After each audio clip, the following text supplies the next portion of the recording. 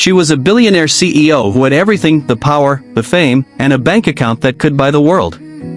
But when her vintage motorcycle died in a pouring rainstorm, she realized her money couldn't buy her a single genuine friend.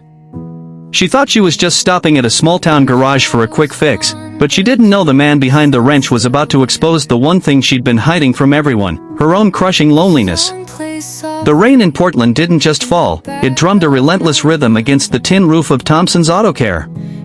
Inside, Marcus Thompson wiped grease from his calloused hands. At 34, Marcus was a man who lived in the silence of his own grief. 2 years ago, his wife, Sarah, had passed away, leaving him to raise their 6-year-old daughter, Lily, alone. He moved through life like one of the machines he fixed, efficient, steady, but internally cold. He charged fair prices, often waiving fees for those struggling more than him, because he knew what it felt like to be on the verge of breaking. Through the foggy window, he saw her, a woman in a black leather jacket, drenched and standing beside a vintage Harley that had sputtered to its death. She wasn't screaming for help or frantically checking her phone, she just stood there, her shoulders trembling slightly in the downpour. Marcus stepped into the rain, not knowing this woman was Elena Vasquez, a CEO whose tech empire was valued at $2.8 billion. In the high-rises of San Francisco, Elena was the tech queen, but inside, she was starving for something real. She had recently called off an engagement because her fiancé loved her portfolio more than her soul. She had fled north to find herself, only to end up stranded in the mud. Marcus brought her inside, checking the bike with a practiced eye. When he told her the fix was $50, she tried to pay him triple. Marcus stopped, looking her in the eye. "The work is worth $50, he said. "Why do you want to pay more?" Nobody talks about this pain, the pain of being so successful that you lose the ability to trust a simple act of kindness. We spend our lives building walls out of dollar bills, thinking they'll protect us, only to realize we've just built a very expensive prison. Elena was fascinated by this man who couldn't be bought. But as she leaned into the simple life, she was keeping a secret that would eventually shatter Marcus's trust and put his daughter's heart in the crossfire. What began as a bike repair turned into a week-long escape into a world of heart-shaped pancakes and bedtime stories. She watched Marcus braid Lily's hair with the same gentle precision he used to fix a transmission. For the first time in a decade, no one was asking her for a deal or a signature. She was just Elena, the woman who worked with computers. She felt a lightness she hadn't known since her days as a scholarship student living on instant noodles. But the world she fled was catching up. On a Friday afternoon, her phone rang incessantly.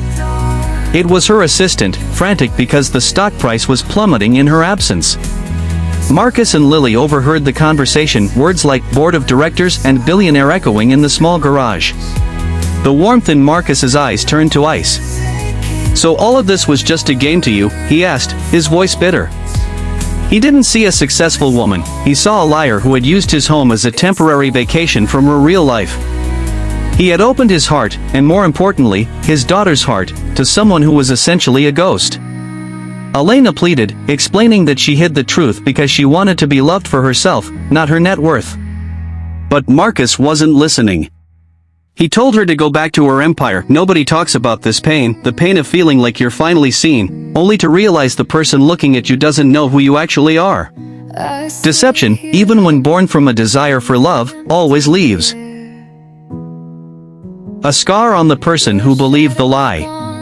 Elena rode away that night, convinced she had destroyed the only real thing she had ever found. But 2 weeks later, a phone call from a hospital in Portland would force her to decide if she was truly a CEO first, or a woman who would risk everything for a family that wasn't hers.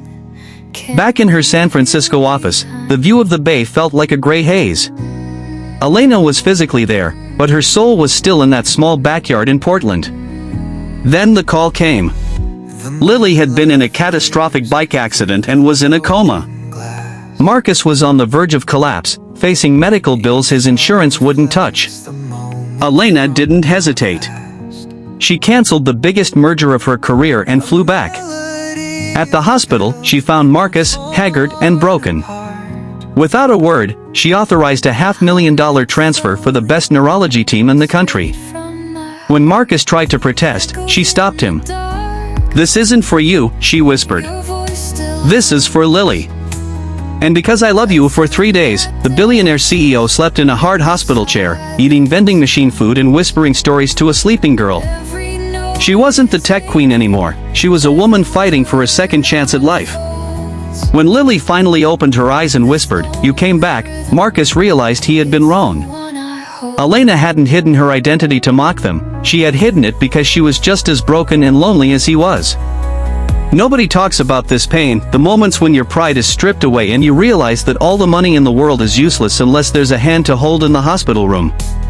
We spend our lives chasing more, when enough is just a loved one waking up and remembering your name. Lily recovered, but the biggest hurdle remained.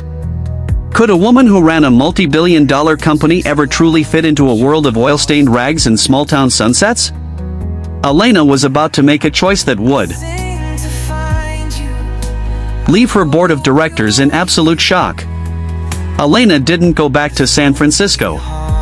She promoted her COO and stepped down to an advisory role, moving into a small apartment near the garage. She exchanged her designer suits for old t-shirts and learned how to actually fix the machines she used to just buy. She realized that success wasn't about having more things, but about knowing how to keep the right things. 6 months later, they held a wedding in the very place they met, the garage. There were no reporters, no celebrities, just the smell of rain and the glow of LED lights draped over tool racks. Lily was the flower girl, beaming because she finally had a mother figure who wasn't a memory or a dream. Marcus stood at the altar, finally letting go of the fear of losing someone, realizing that the courage to stay is the greatest strength a man can have. As they looked up at the Portland stars, Elena realized that the Harley sitting in the corner wasn't just a bike anymore, it was the machine that had broken down just so she could be put back together. Nobody talks about this pain, the fear of settling for ordinary after the world told you to be extraordinary. But Elena found that the most extraordinary thing in the world is an ordinary breakfast with people who love you for your heart, not your headlines. Real love doesn't need a status symbol, it just needs the courage to open the door when someone knocks in the rain.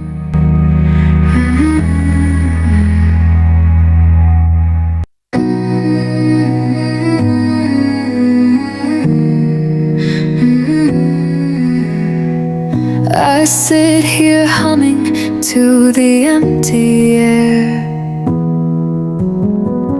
Your shadow's gone, but your scent's still there.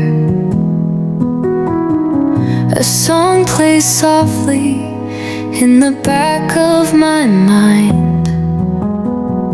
It's you I'm missing, can't leave you behind.